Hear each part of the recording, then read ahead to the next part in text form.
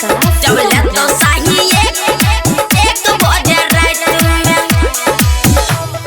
JMS recording studio. अरे देख हिले छोड़ी तोरा यैलहु गे यगुआ खेला बेगे परत हु गोदी में बबुआ है, गोदी में बबुआ है। तो जवानी झरतो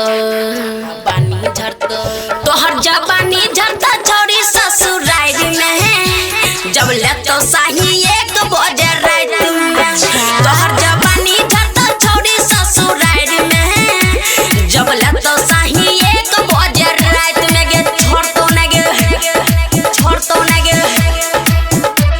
जब ले तो साही एक बजे रात में।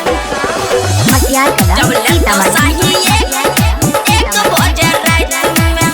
सब हेलो हे के पक्का जब की मारे जा तू धक्का दुआरा लगतो चार चक्का बाप घिनै छोगे टक्का गे सुन गे।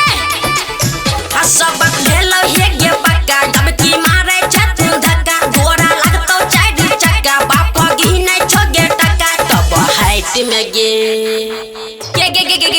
हर जब जी में जब छौरी ओकरा हाइट में है जब करतो साही एक बजे रात में। तोहर जवानी झरतो छौरी ससुराल में जब लेतो साही एक बजे रात में।